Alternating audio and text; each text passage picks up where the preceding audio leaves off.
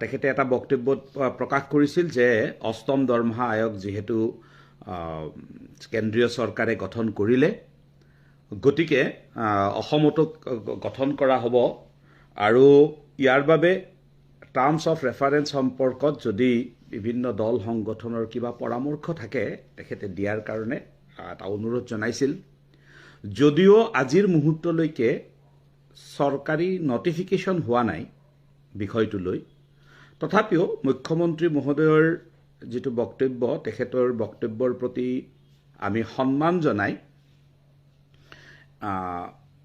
আজি কিছুদিন পূৰ্বে আমাৰ ৰাজ্যিক সন্মিলনীৰ তৰফৰ পৰা টাৰ্মছ অফ ৰেফাৰেন্স সম্পৰ্কে আমি এখন চিঠি মাননীয় মুখ্য সচিব মহোদয়লৈকে প্ৰেৰণ কৰিছিলোঁ চিঠিখন আমাৰ সতীৰ্থসকলে পঢ়া শুনা কৰাৰ পিছত ছ'চিয়েল মিডিয়ালৈকে আনিছিল আৰু ছ'চিয়েল মিডিয়ালৈকে আনাৰ পিছতেই বিভিন্নজনে বিভিন্ন ধৰণৰ কমেণ্ট প্ৰকাশ কৰিছিল ইয়াৰ আগতেও যেতিয়া মুখ্যমন্ত্ৰী ডাঙৰীয়াই এই কথাখিনি ঘোষণা কৰিছিল যেতিয়া সকলোৱে টিভি চেনেল যোগে এই কথাখিনি গম পাইছিল তেতিয়া বিভিন্নজনে আমাৰ প্ৰাথমিক বিদ্যালয়ৰ বা অন্যান্য শ্ৰেণীৰ শিক্ষক শিক্ষয়িত্ৰীসকলৰ বা অন্যান্য কৰ্মচাৰীসকলৰ মাজত এটা উৎকণ্ঠাৰ সৃষ্টি হৈছিল যে আমাক কি লাগিব আমি আমাক হেডমাষ্টাৰ লাগিব আমাক গ্ৰেড পে লাগিব আমাক ইএল লাগিব আদি ইত্যাদি আমাৰ যিবোৰ ডিমাণ্ড সেইবোৰ সম্পৰ্কে কথা বতৰা পতাৰ কাৰণে বা ডিমাণ্ডবোৰ দিয়াৰ কাৰণে ইতিমধ্যে ফাইনেন্স ডিপাৰ্টমেণ্টত খবৰ কৰি গম পোৱা মতে বহুতেই ব্যক্তিগতভাৱে তেনেকুৱা ধৰণৰ চিঠি পত্ৰ দিছেও কিন্তু কথাটো হ'ল যে টাৰ্মছ অফ ৰেফাৰেন্স শব্দটোৰ টাৰ্মছ অফ ৰেফাৰেন্স যিটো সেইটো কিন্তু এনেকুৱা বিষয় নহয় যে বিভিন্ন পৰ্যায়ৰ শিক্ষক কৰ্মচাৰীসকলৰ কি লাগে বা তেওঁলোকৰ ডিমাণ্ড কি হ'ব সেই সম্পৰ্কে যিখন আমি প্ৰতিবেদন প্ৰত্যেকটো দল সংগঠন বা কেতিয়াবা ব্যক্তি বিশেষেও দিয়ে এইখন দিয়া হয় যেতিয়া দৰমহা আয়োগে গঠন কৰাৰ পিছত দৰমহা আয়োগে কৰা কুৱেশ্যনাৰীখনৰ পিছত তাৰ লগত এই প্ৰতিবেদনখন দিয়া হয় এইটো এটা প্ৰচিডিউৰ টাৰ্মছ অফ ৰেফাৰেন্সৰ গোটেই কথাটোৱে হ'ল এইটো যে দৰমহা আয়োগৰ যিটো পৰিসৰ তেওঁলোকৰ যিটো পাৰিতোষিকৰ কাৰণে তেওঁলোকে যিখিনি নিশ্চিত নীতি নিৰ্ধাৰণ কৰিব পেঞ্চন আদিৰ ক্ষেত্ৰত যিটো নীতি নিৰ্ধাৰণ কৰিব বানছৰ ক্ষেত্ৰত যিটো নীতি নিৰ্ধাৰণ কৰিব সেই নীতি নিৰ্ধাৰণৰ কাৰণে তেওঁলোকে ল'ব লগা যিখিনি মূল ভেটি সেই সন্দৰ্ভত কেনেকুৱা হ'ব কেনেকুৱা পৰামৰ্শ আমাৰ থাকিব সেই বিষয়টোৰ সম্পৰ্কেহে পৰামৰ্শ বিচাৰিছিল বুলি আমি যিসকল পূৰ্বৰ অভিজ্ঞ ব্যক্তি বা পে কমিশনৰ সৈতে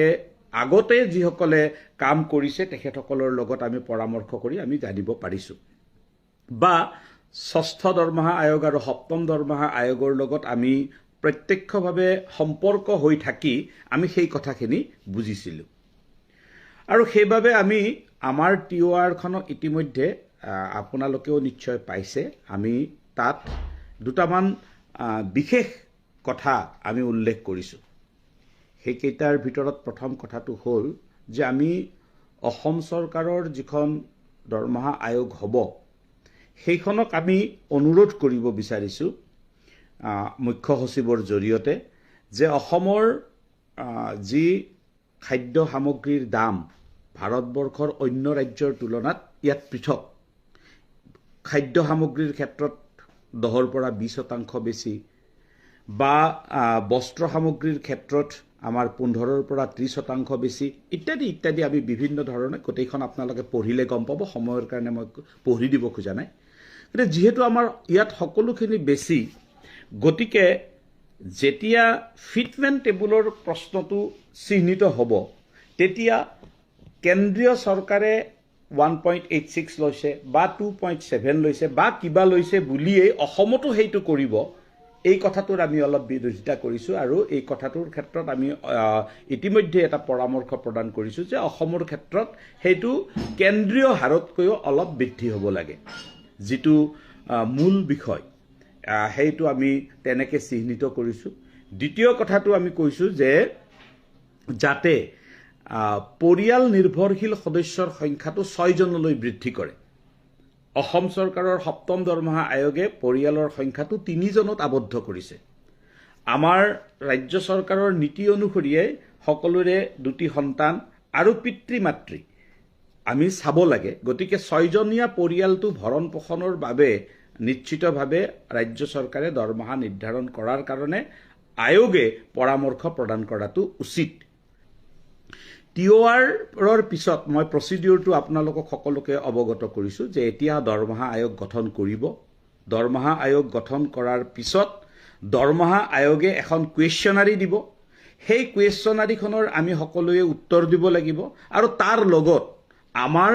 নিজস্ব যিবোৰ আমাৰ ডিমাণ্ড থাকিব সেই ডিমাণ্ডবোৰ আমি তাত সংলগ্ন কৰিব লাগিব যুক্তিসহ। সেইখিনিৰ কাৰণে আমাৰ হাতত অকণমান সময় আছে। আৰু দ্বিতীয় প্ৰসংগটো হ'ল সকলোতকৈ বেছিকৈ উত্থাপিত হোৱা প্ৰসংগ এটা, সেইটো হ'ল যে হেডমাষ্টাৰৰ পোষ্ট কি হ'ব, 8,700 কি হ'ব। নিশ্চিতভাৱে আমি আমাৰ গ্ৰেড পে সম্পৰ্কীয় বিষয়টো আমি উপস্থাপন কৰিবলৈ যাওঁতে 6ষ্ঠ দৰমহা আয়োগত, 5ম দৰমহা আয়োগত, 7ম দৰমহা আয়োগত যেনেকৈ সন্মিলনীয়ে এই বিষয়টো উপস্থাপন কৰিছে একেধৰণে ইয়াক উপস্থাপন কৰিব। মই শিক্ষাবৰ্ষ সম্পৰ্কে যোৱাৰ আগতেই অন্যান্য বুলি এটা শব্দ লিখিছিলোঁ, তাৰ ৰেফাৰেঞ্চত কৈছোঁ। মই আজি এগৰাকী শিক্ষক বন্ধুৰ লগত এই বিষয়ত কথা পাতিছিলোঁ 8,700 প্ৰসংগত। তেওঁক মই সুধিছিলোঁ যে মানে আমি কথা পাতোঁতেই কথা প্ৰসংগতে মই সুধিছিলোঁ, মই নাম ক'ব খোজা নাই, যে এই যে আমি 8,700 টকাটো পাইছোঁ এইটো আমাৰ গ্ৰেজুৱেট গ্ৰেড পে নহয় নেকি? তেওঁ কি কৈছে, পিছলৈ প্ৰথমতে নহয় বুলিয়ে কৈছিল, পিছলৈ যেনিবা ক'লে যে হয়। এতিয়া কথাটো হ'ল, তেখেতক মই সুধিছিলোঁ যে আমি কেনেকৈ পালোঁ। তেখেতে ক'লে যে 2012 চনৰ পৰা যিহেতু শিক্ষকৰ বৃত্তিত প্ৰাথমিক শিক্ষকৰ বৃত্তিত নিয়োগ কৰিবৰ কাৰণে 50% অৰ গ্ৰেজুৱেট বুলি কোৱা হৈছে, গতিকে আমি তেতিয়াৰ পৰা আমি গ্ৰেজুৱেট গ্ৰেড পে পাইছোঁ। মই তেখেতক ইতিমধ্যে বুজাই কৈছোঁ আৰু এই লাইভৰ জৰিয়তে যিসকলে তেনেকৈ ভাবে তেখেতসকলক ক্লিয়াৰ হোৱাৰ কাৰণে কৈছোঁ যে আমি প্ৰাথমিক বিদ্যালয়ত কাম কৰি থকা স্নাতক শিক্ষকসকলে 6ষ্ঠ দৰমহাৰ পৰাই আমি স্নাতক হিচাপে আমি এটা মান্যতা পাই আহিছোঁ। 6ষ্ঠ দৰমহাৰ আগত যিহেতু মান্যতা পাইছোঁ, 6ষ্ঠ দৰমহাৰ আয়োগৰ ভিত্তিতেই আমি 7ম দৰমহাগত মান্যতা পাইছোঁ। গতিকে মান্যতাটোৰ প্ৰশ্ন অসম ৰাজ্যিক প্ৰাথমিক শিক্ষক সন্মিলনীয়ে 5ম দৰমহা আয়োগতে আৰম্ভ কৰিছিল আৰু তাৰ ফলাফল আমি পাইছোঁ। নিশ্চিতভাৱে 8,700 প্ৰসংগৰ বিষয়টো ইতিমধ্যে আমি আকৌ এটা নতুন আদালতৰ বিষয়টো চলি থকাৰ মাজতে আমি পুনৰাই মুখ্যমন্ত্ৰীৰ জৰিয়তে আমি এটা প্ৰয়াস কৰিছোঁ। যদিহে আমাৰ এই প্ৰয়াসে অতি সোনকালে কিবা কামত নিদিয়ে তেনেহ'লে আমি নিশ্চিতভাৱে দৰমহা আয়োগ গঠন হ'লেও আমি ইয়াৰ বাবে সংগ্ৰামৰ পথ আমি ল'ম। ইতিমধ্যে আমি আমাৰ ৰাজ্যিক সন্মিলনীৰ কৰ্ণধাৰে এই বিষয়ত আমি চিন্তা চৰ্চা কৰি আছোঁ। কেৱল যিহেতু মুখ্যমন্ত্ৰীৰ নিৰ্দেশত ফাইল এটা বিত্ত বিভাগলৈকে গৈছে, গতিকে সেই ফাইলটোৰ ৰিজাল্ট কেনেকুৱা আহে, পজিটিভ নিগেটিভ কি ৰিজাল্ট আহে, তাক আমি চাবৰ কাৰণে কিছুদিনৰ কাৰণে আমি বাট চাইছোঁ।